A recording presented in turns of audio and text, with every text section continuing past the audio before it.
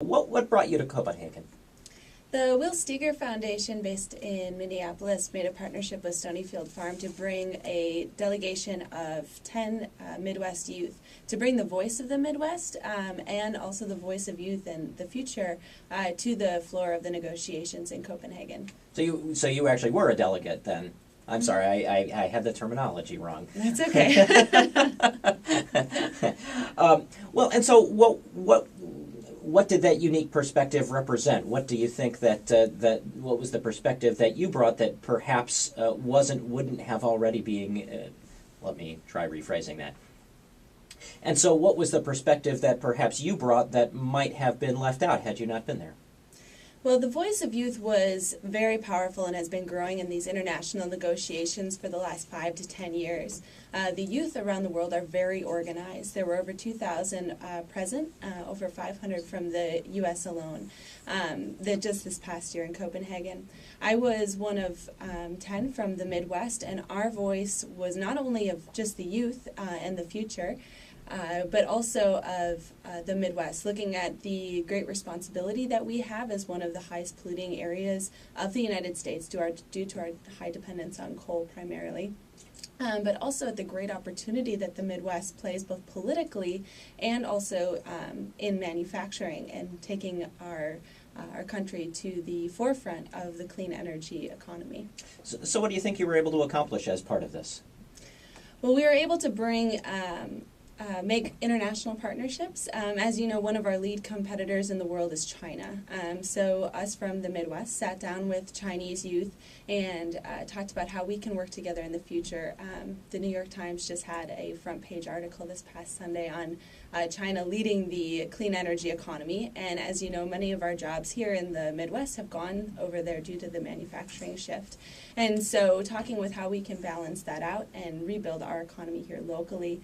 And through that partnership, we were able to also have a in-person meeting with Secretary of Commerce Gary Locke with just 10 youth around the table talking very frankly. And so I was able to bring my voice to the senior leadership that was ever present there and was unprecedented from previous COPs. You blogged about the experience while you were there, and reading some of your blog posts, especially after President Obama's speech, I couldn't help but think that you felt a little disheartened by the upshot of the conference once it was over.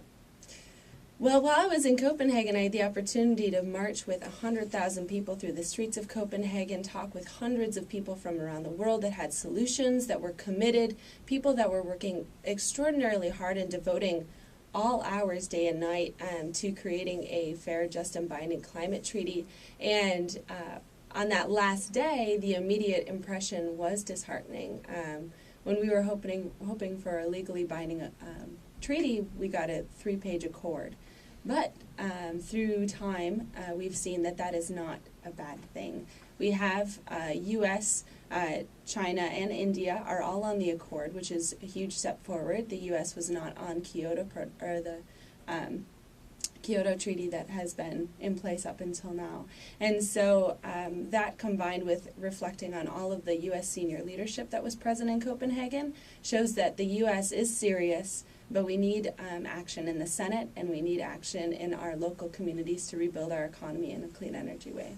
Well, let me ask this question to both of you because there are people who are basically saying that significant legislation on climate change might be an unrealistic expectation for this year, given that midterm elections are coming up and given what just happened with the Senate seat in Massachusetts. What are your expectations? What are your expectations for the second year of the 2-year congressional term? What are you hoping happens between now and November? Well, it's true the political climate is difficult, primarily because of obstructionists who want to keep the status quo as it has been. But most people have vision, including most corporations, and they realize that we are going to have to transition away from dependence on fossil fuels and overseas oil production and toward homegrown energy, which is renewable energy and energy efficiency, clean energy.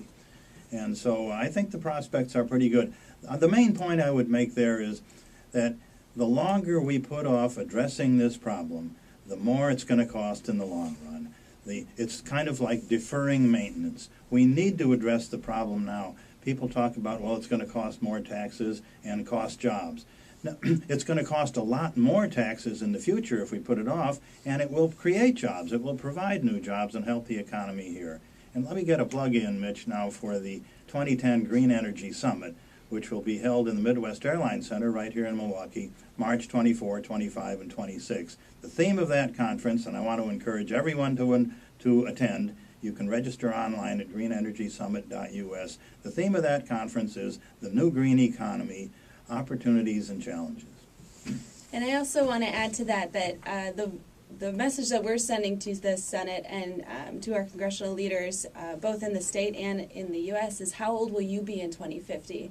When you look at a lot of this science, they're looking at some of the most dramatic changes happening at that time and throughout the latter part of this century, and that's when I'm really going to be happening. I'm going to be 66 in 2050, and the opportunity to get ahead of this race on clean energy and also to help balance our planet's ecosystem, the window of opportunity is only going to get smaller and, like George said, more expensive in the future. So we need to act now.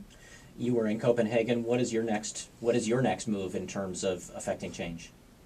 Well, I'm working on developing a Wisconsin youth climate movement, really mobilizing a lot of the small pockets of youth that are really organized and really committed to making that change and bringing that action to the civic forefront. And so I'm working on that, and I also working on environmental education in the Racine and Kenosha communities.